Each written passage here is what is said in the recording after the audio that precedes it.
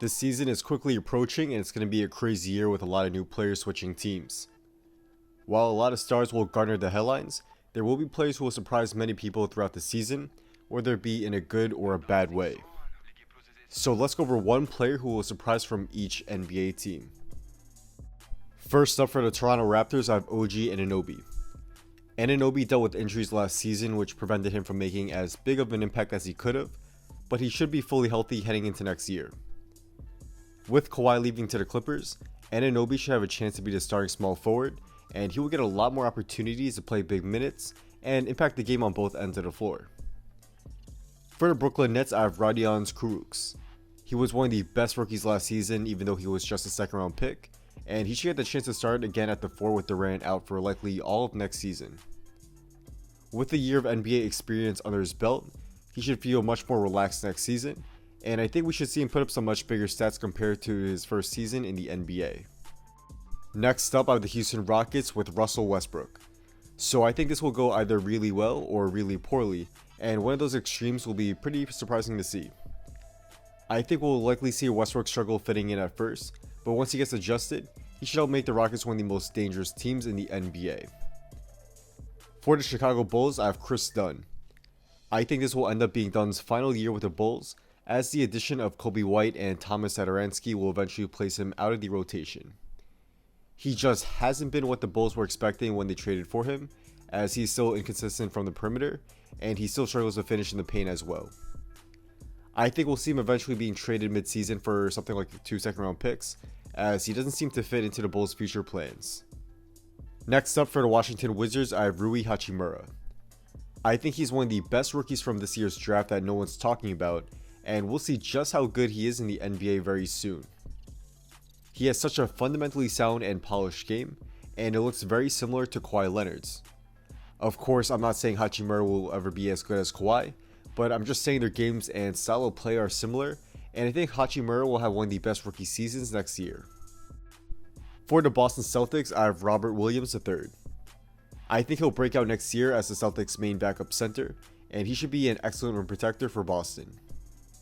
He should also get easy buckets on pick and rolls, and he should be the Celtics' main breakout player after not playing much last season. Up next, we have the Los Angeles Clippers, and I have Rodney McGruder. He should be a very important bench piece for the Clippers, as he'll provide them with another wing defender who they can throw on other top perimeter players when Kawhi or PG needs a breather. For the Los Angeles Lakers, I have Alex Caruso. I think we'll see Rondo get the main backup point guard minutes early on, but eventually Caruso should take those minutes away from him. Caruso is a steady point guard who is a very good passer and a solid 3-point shooter, and he should see regular rotation minutes with the Lakers next season.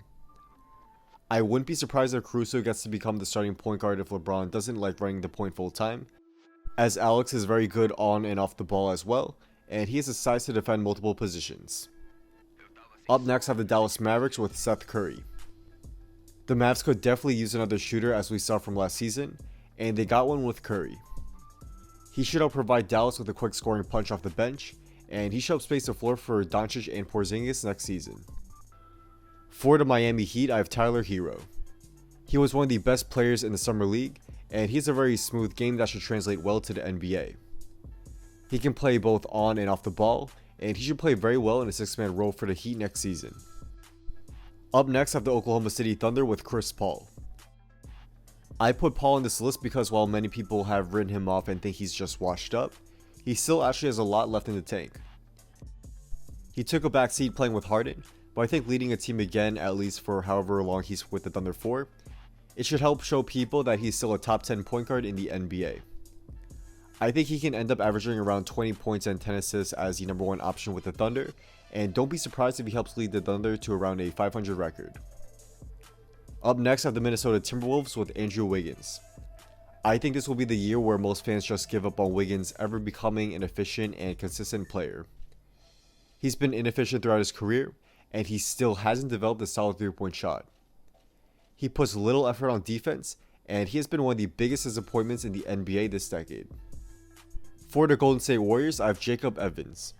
I think he'll end up surprising a lot of people in a bigger role next season, as he's a very good 3-point shooter that can also handle the point at times as well. He should be a very good fit in Kerr's system, and we'll see if he can help pick up some of the scoring and playmaking left behind with KD gone. Up next for the Phoenix Suns, I have Ty Jerome. He was one of the most underrated picks from this year's draft, and he should contribute for the Suns right away. He's a smart and steady point guard, and he's a very good playmaker that should help make things easier for others. He'll likely be one of the top rookies in terms of production next season, and I wouldn't be surprised if he makes an all-rookie team next year. For the Philadelphia 76ers, I have Zaire Smith. He should see a pretty big role next season, and he'll provide the Sixers bench with more defense and energy. I think he'll be a big part of the Sixers' chances in winning a chip, and we'll see if he's ready to do that next season. For the New York Knicks, I have Ignas Brazdeikis. He was very good in the Summer League, and I think he should see some minutes right away next year. He'll end up being a fan favorite with his hustle and solid all-around play, and there will be some games where I think he'll play better than RJ Barrett. Up next for the Orlando Magic, I have Markelle Fultz. I think this will finally be the year where Fultz will play the majority of the season and show what he can do. He will likely come off the bench, but he should show some flashes of the potential he showed in college with the Magic's second unit. For the Milwaukee Bucks, I have Eric Bledsoe. I think we'll eventually see the Bucks bench Bledsoe and put him in a six-man role. Bledsoe is a very good player, don't get me wrong, but he's very inconsistent with shooting and his decision making is questionable at times, as we saw in last year's playoffs against the Raptors. Hill is a much better fit in the Bucks starting lineup as he's a better shooter and a smarter player, but Bledsoe will be great in a six-man role as a quick scorer and playmaker off the bench. For the New Orleans Pelicans, I have Lonzo Ball. I think we'll see some big improvement from Ball next season, as he'll have a full offseason of recovery and working on his game. I think we'll see some improvements with his shooting, and he'll be the primary playmaker for the Pelicans. I think we could see him average around 12 points, 8 assists, and 6 rebounds per game on better shooting percentages, and he'll help keep the Pelicans competitive in a tough Western Conference. For the Denver Nuggets, I have Michael Porter Jr. Porter Jr. should be healthy for next season, and I think we'll see him get a spot in the rotation. He has great size and is a mismatch on both ends of the floor, and he should help provide some scoring off the bench for Denver. For the Portland Trail Blazers, I have Zach Collins. With Nurkic out for most of next season, I think Collins will see a bigger role with the Blazers. He should split minutes with Whiteside, and I think we'll end up seeing Collins being a more impactful player with his defense and also with his ability to spread the floor. Up next, we have the Atlanta Hawks with Trae Young. Trae was great last season for a rookie, but I think we'll see him take a big step next season.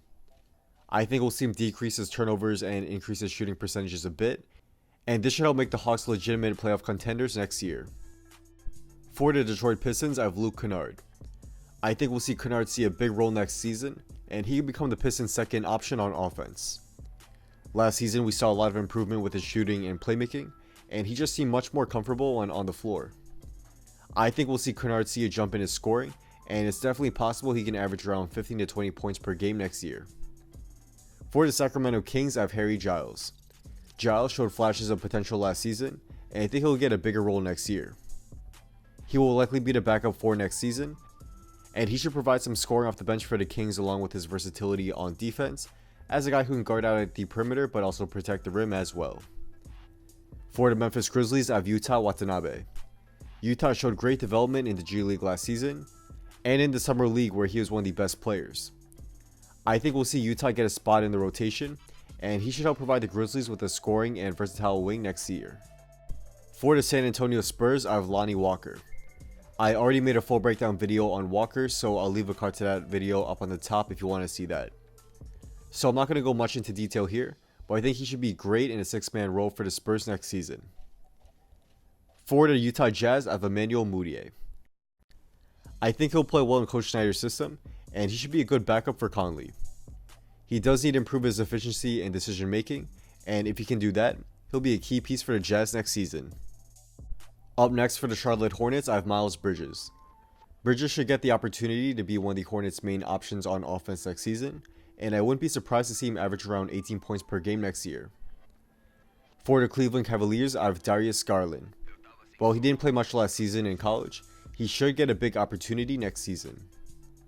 I think he'll be really good right away for the Cavs on offense, and I wouldn't be surprised if he averages close to 20 points per game next season. And finally, for the Indiana Pacers, I have Malcolm Brogdon.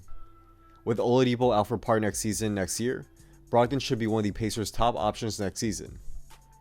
I think we'll see him put up some big numbers that we didn't see him do much with the Bucks, and he could potentially average around 20 points, 5 assists, and 5 rebounds next season as the Pacers' main option when Oladipo is out. So that's a wrap. Thank you all for watching. If you guys did enjoy this video and want to see more daily NBA content just like this, be sure to drop a like and subscribe, and also be sure to turn on post notifications so you can stay updated on my newest video will be coming out. Also follow me on Instagram and hit me up if you want to talk about basketball, business, or have any video ideas you want me to do. Let me know as I do try to back to all you guys there. Drop a comment down below on which players you think will surprise from some NBA teams. Let me know as I do read all comments. I'm definitely interested to see what you guys have to say. So without that being said, once again, thank you all for watching, and hopefully I will see you guys in the next video. Peace.